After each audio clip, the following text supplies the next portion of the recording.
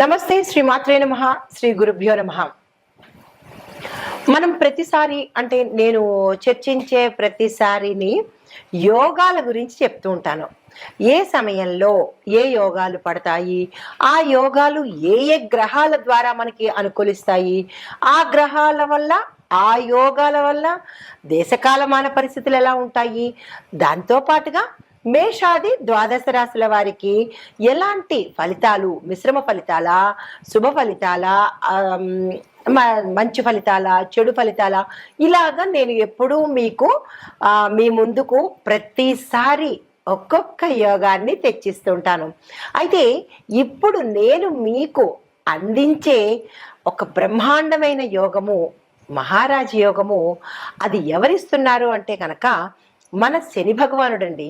30 ఏళ్ల తర్వాత జూలైలో 2025 జూలై 13వ తారీఖు నుంచి శని భగవానుడు మనకి ఇబ్బంది పెట్టడమే కాదు, దానితో పాటు మనకి మహారాజ యోగాలను కూడా కలగజేస్తాడు అనమాట. అయితే ఈసారి ఈ సంవత్సరము 25లో జూలై నెలలో మనకి శని భగవానుడు ఇచ్చే అపురూపమైన మహారాజ యోగము పట్టబోతోంది. అయితే ఇది ఎక్కడ ఎలా పడుతోంది అనే వివరంలోకి వెడితే కనుక, శని తిరోగమనంలో అంటే రిట్రోగ్రేట్ అవుతున్నప్పుడు ఏర్పడే ఈ అరుదైన రాజయోగము, ఈ రాజయోగము మనకి మీన రాశిలో తిరోగమనం చెందుతున్నాడు. ఎప్పుడైతే మీనరాశిలో తిరోగమనం చెందుతున్నాడో ఇదే సమయంలో మనకి శని చతుర్దృష్టి మనకి ఏ రాశి మీద పడుతోంది అంటే మిథున రాశి మీద, బృహస్పతి మీద పడుతోంది. అంటే మిథున రాశిలో అప్పటికే బృహస్పతి ఉండడం వల్ల ఆ శని భగవానుడి యొక్క దృష్టి, ఆ చతుర్దృష్టి ఈ బృహస్పతి మీద పడుతోంది. అయితే దీనితో పాటు ఇదే సమయంలో రాహు కుజులు షడష్టక యోగంలో ఉన్నారు. మనకి జూన్లో మొదలైంది కదా షడష్టకము, ఆ షడష్టక యోగం ఇప్పుడు కంటిన్యూ అవుతోంది. అది కూడా ఒక అరుదైన రాజయోగం అన్నమాట. అయితే ఈ శని బృహస్పతి దృష్టి యొక్క సంయోగంతో రాజయోగాత్మక పరిణామాలను ఇస్తోంది. ఇన్ని మంచి గ్రహాలు ఈ సమయంలో మనకి శుభ ఫలితాలను ఇచ్చేందుకు ఏర్పాటవుతోంది. అయితే ఎవరెవరికి శుభ ఫలితాలు ఎలా ఉండబోతోంది అంటే కనుక, ఇది ఒకసారి మీకు గతంలో చూసుకున్నట్టయితే 1995, 96 ఆ సమయంలో ఇలాంటి శని భగవానుడు ఇచ్చే ఒక అరుదైన మహారాజ యోగం ఏర్పడింది.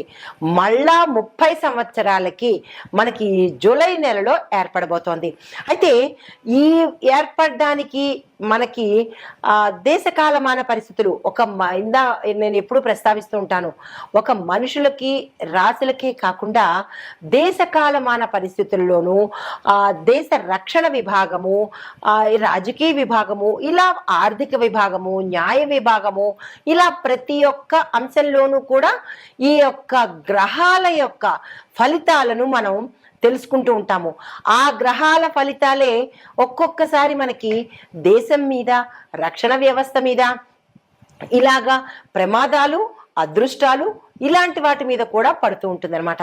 అయితే ఇలాగ పడడం వల్ల కొన్ని గ్రహస్థితులు మీకు ఇప్పుడు సవివరంగా తెలియచేస్తాను. ఒకటి, శని గ్రహము మనకి మీనంలో తిరోగమనంలో జరుగుతోంది. అయితే దీని యొక్క ఫలితం ఎలా ఉంటుంది అంటే కనుక, విశేషమైన ఫలితము ధర్మము, త్యాగము, సేవా ధోరణిలో ఉండబోతోంది. తర్వాత బృహస్పతి మిథున స్థానంలో అంటే మిథునంలో ఉన్నాడు. దీనివల్ల ఏంటంటే జ్ఞానము, అంటే ప్రతి ఒక్కళ్ళకి ఇంటెలిజెన్స్, నాలెడ్జ్, జ్ఞానంతో పాటు కమ్యూనికేషను, విద్యా వ్యవస్థను వృద్ధి చేసేందుకు ఉపయోగపడుతోంది. దీంతో పాటు కుజ రాహులు అంటే రాహు కుజ గ్రహాలు షడష్టకంలో కర్కాటక కుంభంలో ఉన్నారనమాట. అయితే వీరిచ్చే ఫలితాలు ఎలా ఉంటున్నాయి అంటే కనుక ఆందోళనగాను, తర్వాత అస్థిరత్వంగాను ఉండబోతోంది. అంటే వీరి యొక్క ఫలితాలు ఒక్కొక్క దానికి ఒక్కొక్కలా ఉంటాయి. అయితే మరి బుధుడు, సూర్యుడు ఏమిస్తున్నారు అంటే కనుక, మిథునంలో ఈ బుధ సూర్యుడు మిథునంలో మనకి జూన్ 15 నుంచి స్థానాలు మారారు. అయితే ఈ మారడం వల్ల రాజకీయంలో ఎక్కువగా కొంత జోక్యం కలగజేసుకోవడము, రాజకీయంలో ఒక స్థిరత్వం లేకపోవడము, ఇలాంటివన్నీ గోచరిస్తున్నాయి. ఇది గ్రహాల యొక్క స్థిరత, వాటి ఇచ్చే విశేషము.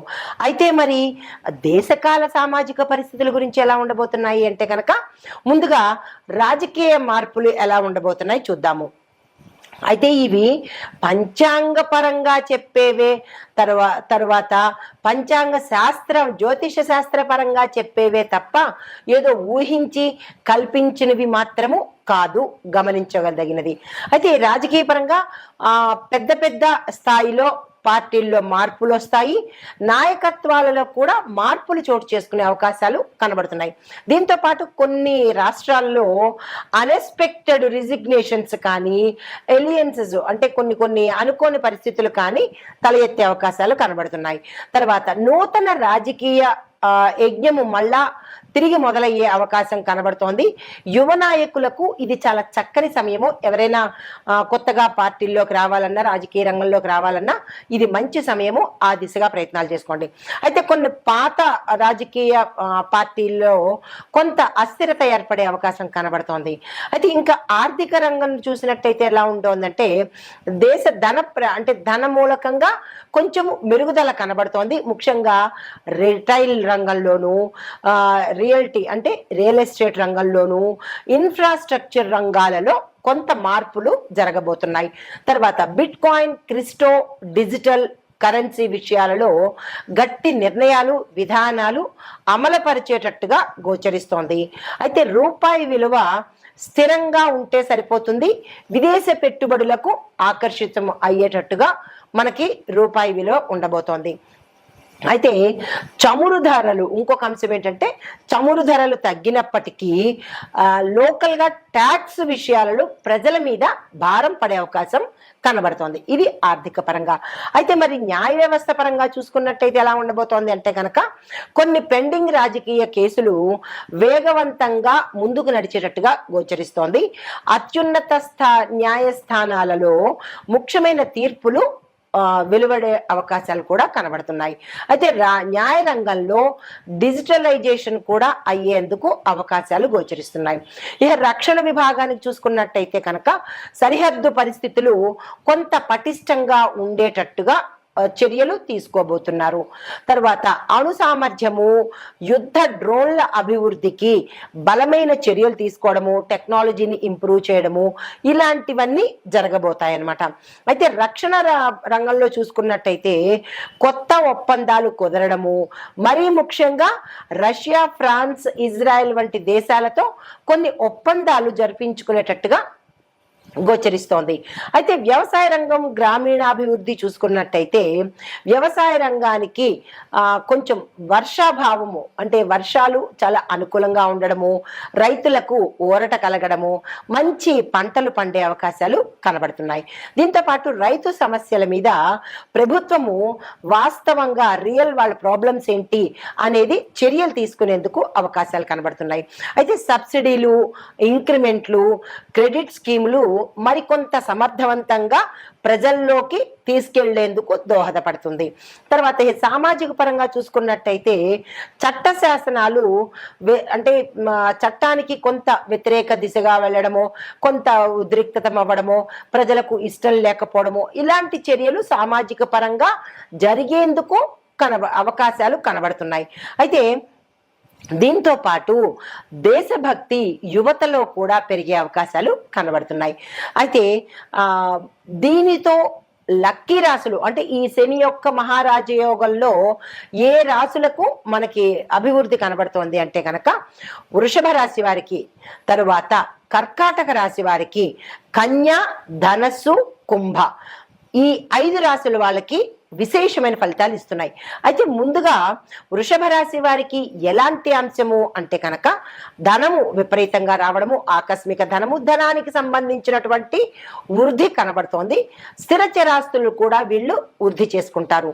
తర్వాత కర్కాటక రాశి వారికి ఏ అంశంలో అంటే, అన్ని రాశుల వాళ్ళకి ఒకే అంశంలో ఉండదు, ఒక్కొక్క రాశి వారికి ఒక్కొక్క స్థానాన్ని బట్టి ఆ స్థానాల యొక్క అభివృద్ధి గోచరిస్తుంది.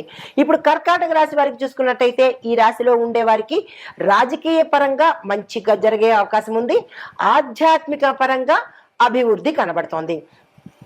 అయితే కన్యా రాశి వారికి చూసుకున్నట్టయితే ఉద్యోగస్తులకు మంచి మంచి అభివృద్ధి కనబడము, ఉద్యోగంలో ఉండే వారికి విశేషమైన ఫలితాలు కనబడుతున్నాయి. బుద్ధి వికాసము అంటే వీళ్ళు మరింత స్మార్ట్గా వర్క్ చేసేందుకు కనబడుతోంది. ధనుసు రాశి వాళ్ళకి చూసుకున్నట్టయితే ఈ ధనుసు రాశిలో ఉద్యోగస్తులు వ్యాపారస్తులు ఉన్నట్టయితే కనుక వాళ్ళకి మంచి లాభాలు వచ్చే అవకాశము, పెట్టుబడుల మీద ధనం వచ్చే అవకాశము కనబడుతోంది. దీంతో పాటుగా విదేశాలు వెళ్ళి అక్కడ స్థిరపడ్డమో లేదా విదేశాలు వెళ్ళడానికి సంబంధించినటువంటి ప్రయత్నాలు ఫలించే అవకాశాలు కనబడుతున్నాయి. తర్వాత కుంభరాశి వాళ్ళకి చూసుకున్నట్టయితే కనుక టెక్నికల్ పరంగాను టెక్నాలజీ పరంగాను తర్వాత కొత్త కొత్తవి ఏవైనా వీళ్ళు ఆవిష్కరించాలంటే ఇన్నోవేటివ్గా ఉండాలన్నా, ఎంటర్‌ప్రీనర్‌లో ఉండాలన్నా, స్టార్టప్ కంపెనీలు స్టార్ట్ చేసుకోవాలన్నా, వ్యాపార పరంగాను ఇలా ఈ రాశిలో ఉండే వారికి ఈ పరంగా కలిసి వచ్చే అవకాశాలు కనబడుతోంది. అయితే ఓవరాల్గా ఈ 5 రాశుల వారికి విశేషమైన ఫలితాలు ఇవ్వబోతున్నాడు మన శని మహారాజు. అయితే జాగ్రత్తగా ఉండవలసిన రాశులు ఏంటంటే మేషము, మిథునము, తుల, మీనము. ఈ 4 రాశుల వాళ్ళు చాలా చాలా చాలా జాగ్రత్తగా ఉండాలి. అయితే ఏ అంశంలో జాగ్రత్తగా ఉండాలనేది కూడా ఇక్కడ మీకు వివరిస్తాను. గోచార రీత్యా మీరు జాగ్రత్తలు తప్పనిసరిగా తీసుకోండి. మేషరాశి వారికి కుటుంబంలో సమస్యలు ఎక్కువగా వచ్చే అవకాశాలు కనబడుతున్నాయి, దానికి సంబంధించిన జాగ్రత్తలు తీసుకోండి. ఆర్థికంగా మీరు చాలా డిస్టర్బ్ అయ్యే అవకాశం కనబడుతోంది. అంటే ఆర్థిక ఒత్తిడులు మీ మీద రుణపరంగా కావచ్చు లేదా అప్పుల పరంగా కావచ్చు, ఏదైనా కానీ ఆర్థిక పరంగా మీకు చాలా స్ట్రెస్ ఎక్కువ అవుతుంది, ముందుగానే తెలుస్తోంది కాబట్టి జాగ్రత్తలు తీసుకోండి. మిథున రాశి వారికి మానసికంగా విపరీతమైన ఒత్తిడి ఎదుర్కొనే అవకాశం, స్ట్రెస్ తీసుకుంటారు. అది కుటుంబ పరంగా కావచ్చు, ఉద్యోగ పరంగా కావచ్చు. ఈ రాశిలో ఉండే ప్రతి ఒక్కరికి, విద్యార్థులకు, రాజకీయ నాయకులకు, తరువాత వ్యాపారస్తులకు, ఉద్యోగస్తులకు, ఇలా ప్రతి ఒక్కళ్ళకి, స్త్రీలు పురుషులకు కూడా మానసిక ఒత్తిడి అనేది తప్పదు. దీంతో పాటు డబ్బు వ్యవహారాలు ఏదైనా మీరు చెయ్యాలి అనుకుంటే చాలా చాలా జాగ్రత్తలు తీసుకోండి. ఎందుకంటే ధన నష్టము, చోర భయము ఎక్కువగా కనబడుతున్నాయి. స్కాముల్లో ఇరుక్కోవడం కానీ, అంటే ఇప్పుడు ఇంటర్నెట్లో చేస్తూ ఉంటారు కదా ఫోన్పేలు, జీపేలు, వాటిల్లో మీరు మోసపోవడము, ఆన్లైన్ స్కాములు జరగడము, ఇలాగ ఏదో ఒక ద్వారా మీరు ధనాన్ని నష్టపోయే అవకాశం కనబడుతోంది. ధనపరంగా జాగ్రత్తలు తీసుకోండి. అయితే తులారాశి వాళ్ళకి చూసుకున్నట్టయితే వైద్యపరమైన ఖర్చులు మీరు చాలా ఎదుర్కోవాల్సిన అవసరం అవుతుంది. ఆపరేషన్స్ రీత్యా కావచ్చు, ప్రమాదాల రీత్యా కావచ్చు, లేదా అనారోగ్య రీత్యా కావచ్చు, మీరు ఎక్కువగా డాక్టర్కి సంబంధించి, హాస్పిటల్కి సంబంధించి, మందులకు సంబంధించి ఎక్కువగా ధనాన్ని వెచ్చించవలసిన పరిస్థితి. భావోద్వేగాలు మీరు చాలా నియంత్రించుకోవాలి. ఈ సమయంలో అస్సలు బాగాలేదు. ఉద్రేకాలకు కానీ, కోపాలకు కానీ, ఆవేశాలకు కానీ ఇలాంటి వాటికి వెళ్ళే ప్రయత్నం చేయకండి. ఇక మీనరాశి వారికి చూసుకున్నట్టయితే శని భగవానుడు మీ రాశిలోనే తిరోగమనం చేస్తున్నాడు. ఎప్పుడైతే మీ రాశిలోనే తిరోగమనం చేస్తున్నాడు అంటే కనుక మీరు విమర్శలకు గురయ్యే అవకాశం కనబడుతోంది. అది మీ ఉన్న స్థానంలో కావచ్చు, లేదా సంఘంలో కావచ్చు, మీ ఇంట్లో కావచ్చు, మీ స్నేహితుల్లో కావచ్చు, ఎక్కడ ఉన్నా మీరు విమర్శలకు ప్రథమ స్థానం తీసుకునేవారు అవుతారు. చాలా జాగ్రత్తగా ఉండండి. అయితే కోల్పోయిన అవకాశాలు ఏవైనా ఉంటే కనుక అవి తిరిగి మళ్ళా మీ దగ్గరికి వచ్చే అవకాశం కనబడుతోంది. వాటిని అందుకునే ప్రయత్నం చేయండి. అయితే లాభపడే రాశులు చెప్పాను. ఇప్పుడు జాగ్రత్తగా ఉండవలసిన రాశులను కూడా, ఏ అంశంలో జాగ్రత్తగా ఉండాలో కూడా మీకు సవివరంగా తెలియచేశాను. అయితే పరిహారాలు, సూచనలు ఏం తీసుకోవాలి అనేది చివరలో చెప్తాను. అయితే శని భగవానుడు 30 ఏళ్ల తర్వాత 2025లో తిరోగమనం జరుగుతోంది. మీనరాశిలో శని భగవానుడు తిరోగమనంతో పాటు బృహస్పతి మిథునంలో 3వ స్థానంలో సంచారం చేస్తున్నాడు. అయితే ఈ యొక్క ఫలితాలు మేషాది ద్వాదశ రాశుల వారికి, ఒక్కొక్క రాశి వారికి ఎలా ఉండబోతోంది అనే అంశంలో తదుపరి రాశి మిథున రాశి. ఈ రాశి వారి యొక్క గ్రహస్థితి శని భగవానుడు 10వ స్థానంలో ఉన్నాడు. బృహస్పతి లగ్నంలో సంచారం చేస్తున్నారు. అయితే ఈ సంచార ఫలితాలు విద్యార్థులకైతే మాత్రం పరీక్షల్లో అద్భుతమైన విజయాలు సాధిస్తారు. ఉద్యోగస్తులకైతే పని భారం ఎక్కువ పడుతుంది, కానీ గుర్తింపు అయితే వచ్చే అవకాశాలు కనబడుతున్నాయి. ట్రాన్స్ఫర్స్ అవుతాయి, ప్యాకేజీ పెరుగుతుంది, విదేశాలు వెళ్లే అవకాశాలు కూడా కొంతమందికి గోచరిస్తోంది. అయితే ఆర్థిక పరంగా చూసుకున్నట్టయితే ఆర్థికంగా స్థిరత్వం ఏర్పడుతుంది. ఇన్నాళ్ళు అస్థిరంగా ఉండే వాళ్లకు ఈ సమయంలో ఒక స్టాండర్డ్ అయిపోయిన లైఫ్ స్టైల్ అనేది ఏర్పడుతుంది.